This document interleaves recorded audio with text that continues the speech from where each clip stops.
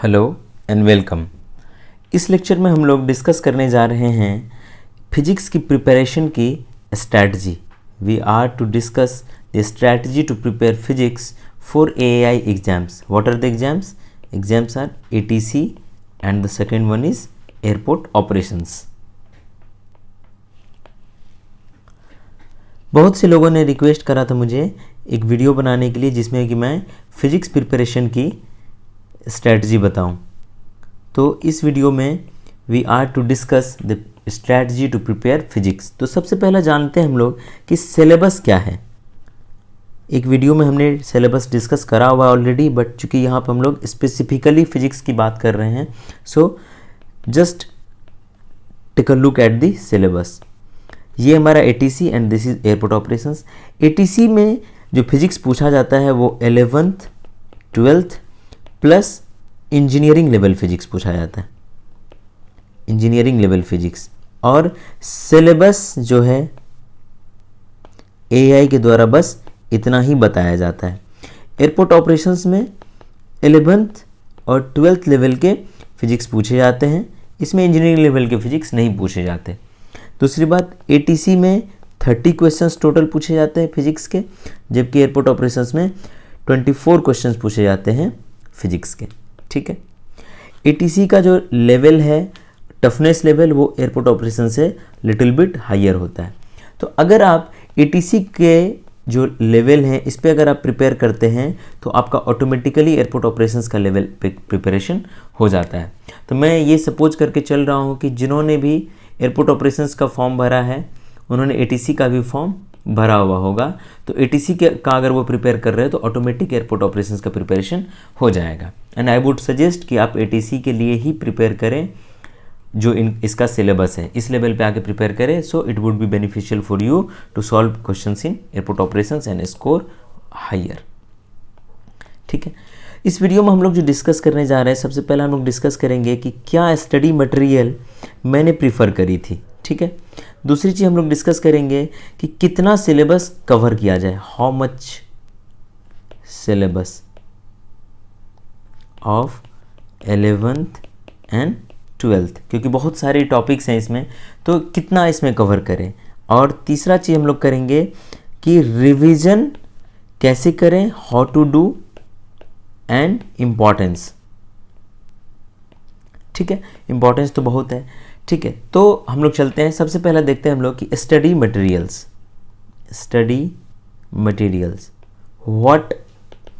What I used. Okay, this one is the first list. यहाँ पर आप देख सकते हैं कि ये DC पांडे की फिजिक्स है, ये 5 अलग अलग पार्ट्स में है।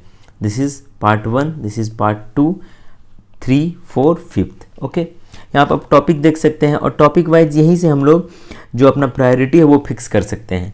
सिलेबस हमें ऑलमोस्ट पूरा कवर करना है, ऑलमोस्ट होल सिलेबस। जितनी चीज़ें यहाँ पे आपको दिख रही हैं, ये जो 5 बुक हैं, इस 5 बुक के अंदर यहाँ पे आपको सिलेबस दिख जाएंगी। This one is the syllabus, this one is the syllabus, this one is syllabus, this one is syllabus and this one is syllabus. तो सिलेबस हमें पूरा कंप्लीट करना है जो 11th 12th में हमें फिजिक्स में था।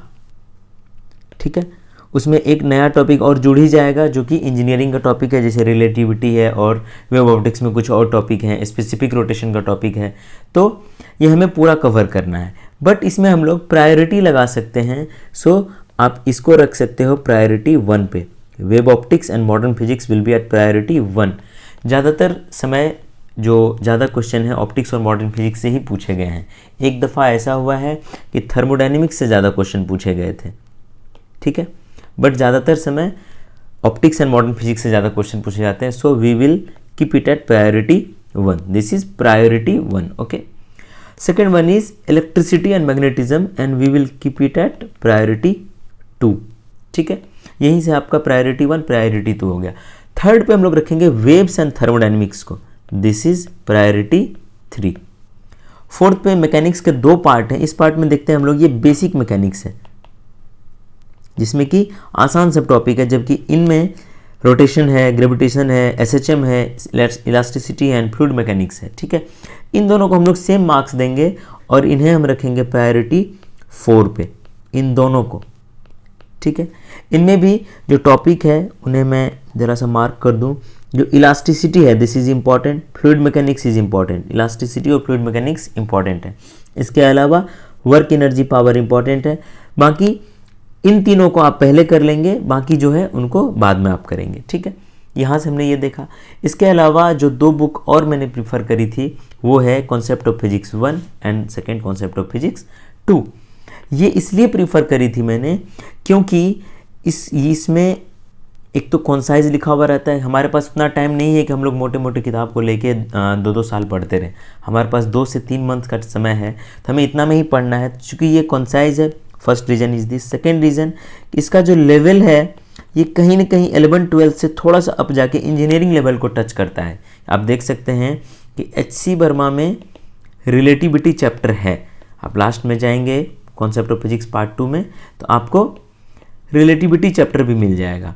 ठीक है, तो ये बुक कहीं ना कहीं थोड़ा सा अप लेवल का है और काफ़ी कॉन्साइज है। आप यहाँ पे देख सकते हैं DC पांडे में कि 11-12 सिलेबस कवर करने में ही इन्हें 5 पार्ट यहाँ पे है, जबकि यहाँ पे 2 पार्ट में हमारा पूरा 11-12 प्लस थोड़ा सा इंजीनियरिंग का भी सिलेबस इसमें कवर हो रहा है, जबकि 2 ही पार्ट है। So it's easy to cover. But ये उनके लिए है जिन्होंने 11th और 12th में थोड़ा सा भी HC वर्मा पढ़ा हुआ है। अगर 11-12 में आपने HC वर्मा नहीं पढ़ा है तो आपको ये बुक पढ़ने में हो सकती है दिक्कत। तो आप बेटर है कि 11-12 में आपने जो भी बुक पढ़ी है, जो भी बुक आपने उस वक्त पढ़ी थी, आप वो बुक ले आइए और आप उस बुक से रिवीजन करिए। क्योंकि एक बार एटलीस्ट वंस, बहुत लोगों ने मुझे मैसेज करा कि बुक पढ़ना ज़रूरी है। मैंने सबको कहा है कि एक बार बुक पढ़ना बहुत ही ज़रूरी है। बुक आपको वो बहुत सारी चीज़ें, ऐसी चीज़ें दे सकती है जो आपको कहीं भी कोचिंग में नहीं मिलती है। बुक में बहुत छोटी छोटी चीज़ें ऐसी होती है जो कि एग्जाम पॉइंट ऑफ व्यू से काफ़ी इंपॉर्टेंट हो जाती है। वो भी ऐसे एग्जाम जहाँ पे डायरेक्टली थ्योरी से भी बहुत सारे क्वेश्चन पूछ लिए जाते हैं। सो बुक बिल्कुल पढ़ना है। बुक नहीं पढ़ने की बात बिल्कुल सोचना भी नहीं है, एटलीस्ट एक बार बुक ज़रूर पढ़ना है। तीसरी एक बुक जो मैंने प्रीफर की थी वो थी ये junior executive ATC and airport operations का। ये एक क्वेश्चन बैंक भी था, इसमें बस 2 प्रीवियस ईयर सेट थे और इसके अलावा इसमें काफ़ी मॉडल सेट थे। ठीक है, इसमें एक साथ फिजिक्स प्लस मैथ और नॉन टेक का आपको क्वेश्चन मिल जाता था। सो ये इनिशियल प्रैक्टिस के लिए सही है, बट ये सफिशिएंट बिल्कुल नहीं है। ये सफिशिएंट, अगर कोई इसको पढ़ के सोच रहे हैं कि कर लेंगे, सो ये सफिशिएंट नहीं है। I want recommend. But initial level पे ये आप ले सकते हैं। इसमें थोड़ी बहुत थ्योरी भी दी हुई होती हैं, थोड़े बहुत क्वेश्चंस भी दिए हुए होते हैं और एक साथ आपको सारे सब्जेक्ट्स का मिल जाएगा। So you can use it. इसके अलावा एक बुक हमने यूज़ की थी, ये हैंड बुक। क्योंकि हैंड बुक जो होता है ये क्विक रिविज़न में आपको काफ़ी हेल्प करता है। So you can use this book. इसके अलावा प्रैक्टिस के लिए मैंने यूज़ करी थी JEE मेन की क्वेश्चन बैंक। ठीक है, आप चाहें तो आपका जब सिलेबस ख़त्म हो, किसी चैप्टर का कोई चैप्टर आप ख़त्म करें, तो नीट या फिर JEE मेन, इन दोनों में से किसी का भी क्वेश्चन बैंक ले लें और उस चैप्टर का क्वेश्चन उससे बना लें। ठीक है, जो मैंने करा था। इसके अलावा मैं आपको बस एक छोटा सा जस्ट दिखा देता हूँ कि मैंने क्या क्या चैप्टर करे थे। जो मैंने अपना नोट रफ कॉपी निकाला जब उस वक्त तैयारी कर रहा था मैं, तो मुझे दिखा ये सब चीज़ें। इसमें आप देखेंगे कि almost whole physics was covered. ठीक है, मुझे भी आइडिया नहीं था कि मैंने इतनी सारी चीज़ें कवर करी थी, और मैंने कवर करी थी इतनी सारी चीज़ें। That's how I scored good marks in physics. ठीक है, तो यहाँ पर आप देख सकते हैं इलास्टिसिटी।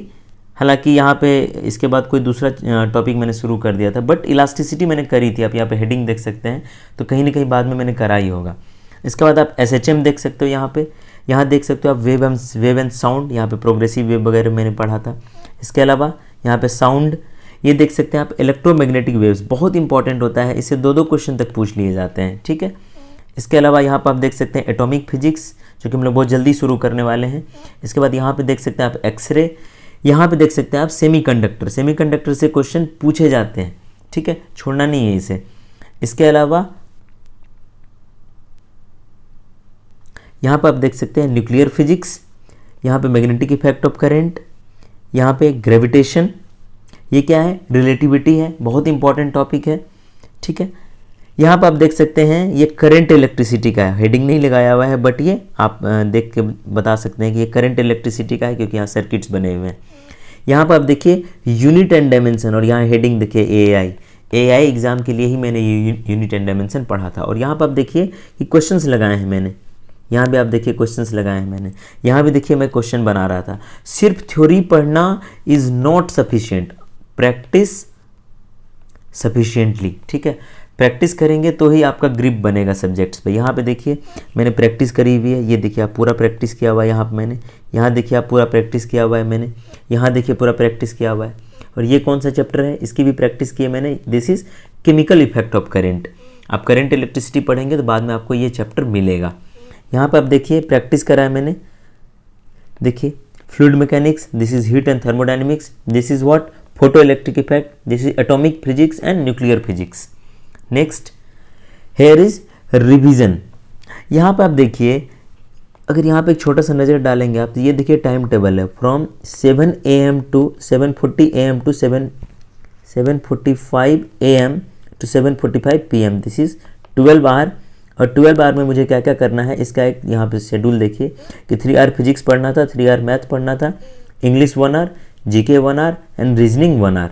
यहाँ पर आप देख सकते हैं कि 9 आवर की शेड्यूल है आउट ऑफ 12 आवर, जबकि इसी में मुझे खाना वगैरह भी खाना था, ठीक है। यहाँ पर आप देख सकते हैं 7:45 से 11 तक मैंने, यहाँ पर आप देखिए टेस्ट, ये मैंने टेस्ट दिया था, 2 आवर का टेस्ट होता था, 2 आवर का टेस्ट, और फिर उसका पूरा एनालिसिस कि वहाँ पे क्या मैंने मिस्टेक करी, कहाँ पे ज़्यादा मार्क्स में कर सकता था, ये भी मैं दिखाऊंगा कि किस तरह से एनालिसिस मैंने किया था, ठीक है। तो आप ये देख सकते हैं रिवीजन फिजिक्स का रिवीजन नीचे मैंने किया है। तो रिवीजन इज़ वेरी इंपॉर्टेंट। आप देख सकते हैं ये देखिए वेक्टर का एक फॉर्मूला है, तो वेक्टर तक यहाँ पे देखिए फिजिक्स एंड मैथमेटिक्स का ये फॉर्मूला है, तो ये सब भी मैंने रिवाइज करी थी। तो किसी भी चीज़ को अंडर एस्टिमेट नहीं करना, आपको पूरा सिलेबस को टच करना है। हाँ, आप प्रायोरिटी बना सकते हैं 1 2 3 4 5 जो कि ऊपर हमने किया, ऑप्टिक्स एंड मॉडर्न फिजिक्स को पहला प्रायोरिटी, इलेक्ट्रिसिटी मैग्नेटिज्म को दूसरा, वेव एंड थर्मोडायनेमिक्स को तीसरा, मैकेनिक्स को चौथा और पांचवा, ठीक है। बट आपको कवर पूरा करना पड़ेगा सो दैट कि अगर कहीं से भी क्वेश्चन पूछा जाए, कुछ भी अगर आपको सरप्राइज मिल जाए एग्जाम में, तो आप सरप्राइज ना हो, जबकि आप एकदम एफर्टलेसली आप क्वेश्चन बना सकें। तो ये देखा आपने कि किस तरह से टाइम मैनेजमेंट होता था और कैसे टेस्ट मैंने रेगुलरली मैंने टेस्ट दी थी और ख़ुद को एनालाइज करा था, ठीक है। यहाँ पे देखिए आप सरफेस टेंशन, ये फ्लूइड मैकेनिक्स का टॉपिक है। यहाँ देखिए venturimeter, pressure measurement, capillary action, ये देखिए कैपिलरी एक्शन का ही है, ठीक है। तो ये सब टॉपिक भी मैंने पढ़ी थी। इसके अलावा देखिए यहाँ पे थर्मोमेट्री एंड कैलोरीमेट्री, यहाँ देखिए थर्मोडायनेमिक्स है, यहाँ पे देखिए आप अर्थ मैग्नेटिज्म, यहाँ देखिए आप कैपेसिटर, ठीक है। नेक्स्ट आएंगे तो यहाँ देखिए Fraunhofer diffraction due to double slit, ये हमने नहीं करी है, ये बचा हुआ टॉपिक है। वेव ऑप्टिक्स जब मैं पढ़ा रहा था मैंने कहा था कि कुछ टॉपिक बचे हुए हैं, जैसे ये डबल स्लिट बचा हुआ था। उसके बाद स्पेसिफिक, कुछ लोग बोल रहे थे कि स्पेसिफिक रोटेशन नहीं हुई है, स्पेसिफिक रोटेशन होगी, ये मैंने भी बाद में करा था और ये मैं आपको भी बाद में कराऊंगा, ठीक है। यहाँ देखिए आप वेव ऑप्टिक्स है, फ्रॉनहोफर डिफ्रैक्शन है, ठीक है।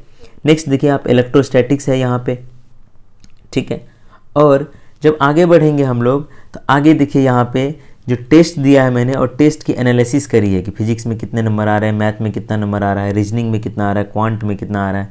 टोटल 86 नंबर आया था मेरे को और मेरा टारगेट था कि मैं 15 मार्क्स और बढ़ाऊँ एंड 101 को टच करूँ, और मेरे मार्क्स भी 99 हैं।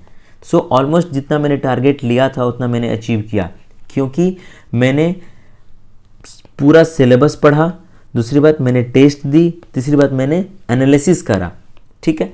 यहाँ भी आप देख सकते हैं ये भी किसी टेस्ट का रिजल्ट है, और यहाँ देखिए मैंने एनालिसिस करी कि सिली मिस्टेक मैंने कितनी करी है। आप एग्जाम देके आके सिली मिस्टेक को एनालाइज करेंगे तो उससे कोई फ़ायदा नहीं है। सो बेहतर है कि आप पहले सिली मिस्टेक को एनालाइज करें और फिर उस पर सुधार करें, ठीक है। यहाँ देखिए मैथ में कहाँ क्या बनाया था और क्या मैं बना सकता था, ये सारी चीज़ों को मैंने यहाँ एनालाइज करी है। एक और देखिए, यहाँ भी देखिए ये मैंने कहीं पे टेस्ट दी थी, इसमें मेरा रैंक, इसमें मेरा स्कोर और इसमें मेरा क्या टारगेट था, इसको भी मैं सेट करता था कि यहाँ देखिए सिली मिस्टेक मैंने कितनी करी है, 1 2 3 4 5 6 7 नंबर मैं यहाँ से और यहाँ से 2-3 नंबर और ला सकता था, ठीक है। मतलब अपने मार्क्स को मैं आराम से इस टेस्ट में भी 95 to 99 ले जा सकता था, बट मेरी से गलती हुई, मैंने सुधारा उसे by analysing properly and I score 99 by 120 in the final exam. ठीक है, तो इस तरह से आप आगे बढ़ सकते हैं। तो बहुत सारे लोगों का क्वेरी था कि मैंने कैसे तैयारी करी, तो this is how I prepared. ठीक है, मैंने जो भी फिजिक्स में सिलेबस है मैंने किसी चीज़ को छोड़ा नहीं, डोंट लीव। और मैं एक चीज़ और बता दूं कि ऐसा नहीं कि मैंने थोरोली सबको कवर किया, क्योंकि मेरे पास भी उतना समय नहीं था। कितना समय दिया मैंने टोटल? आई गेव 70 डेज, और या फिर 80 मान लो आप। मैंने 70 to 80 डेज दिया, जिसमें कि मैं 1 वीक बोले तो 7 डेज़ के आसपास में इस बीच बीमार हो गया था और मुझे घर जाना पड़ा था। ठीक है, तो अब आप देख सकते हो कि मैंने 70 डेज़ के आसपास इस पर टाइम दिया, और मैंने कोशिश की कि मैं कोई भी सिलेबस जो है उसको मैं छोड़ूं नहीं। ठीक है, हालांकि मैंने प्रायोरिटी किया और प्रायोरिटी वाइज काम करी। तो जो लास्ट टॉपिक थे मैंने बस उसको एक क्विक रिवीजन किया, उसको मैंने डिटेल में नहीं पढ़ा। ठीक है, और कुछ कुछ टॉपिक ऐसे होते हैं जैसे कि मेरा हीट एंड थर्मोडायनेमिक्स है, ये सब टॉपिक मेरे ठीक थे, इसको करने में ज़्यादा समय नहीं लगा। सिविल इंजीनियरिंग से हूँ मैं, तो इलास्टिसिटी एंड फ्लूइड मैकेनिक्स वगैरह में ज़्यादा समय नहीं लगा। तो जो भी कर रहे हैं प्रिपरेशन, अगर वो मैकेनिकल के हैं तो उनका हीट या फिर उनका फ्लूइड मैकेनिक्स या फिर उनका मैकेनिक्स ये सब ऑलरेडी अच्छा होगा। अगर कोई इलेक्ट्रिकल इंजीनियरिंग से हैं तो उनका इलेक्ट्रिसिटी वाला पार्ट बहुत अच्छा होगा, उनका इलेक्ट्रॉनिक्स वाला पार्ट अच्छा होगा। अगर कोई इलेक्ट्रॉनिक्स एंड कम्युनिकेशन से हैं तो उनका इलेक्ट्रॉनिक्स पार्ट अच्छा होगा। तो किसी भी ब्रांच अगर आप इंजीनियरिंग से हैं तो आपको 1 या 2 चैप्टर का आराम से रिलीफ मिल जाता है, जो चैप्टर में आप स्ट्रांग होते हैं। ठीक है, तो बाकी चैप्टर पे आप ध्यान दें। ठीक, जो प्रायोरिटी मैंने लगाए हैं, मुझे लगता है कि वो प्रायोरिटी को अगर आप करेंगे, जो P1, P2, P3 and P5 तक हमने करा था, तो मुझे लगता है कि अगर आप वो करते हैं तो आपको वो काफ़ी मदद कर सकता है। ठीक है, तो फिजिक्स का प्रिपरेशन स्ट्रैटेजी के लिए मुझे इतना ही कहना था। अगर इस स्ट्रैटेजी को आप फॉलो करते हैं और आप भी टारगेट लीजिए, मान के चलिए कि अगर एग्ज़ाम मार्च में होता है तो आपके पास अभी से नियरली 60 to 70 डेज़ का समय है। आपके पास भी उतना ही समय है जितना मेरे पास समय था। ठीक है, तो आप अपने प्रिपरेशन को प्रॉपर चैनलाइज कर सकते हैं and you can crack the exam. Okay, so इस लेक्चर में बस इतना ही। अगर आपको पसंद आया है तो इसको शेयर कर दीजिए और सब्सक्राइब कर दीजिए। Thank you and stay connected.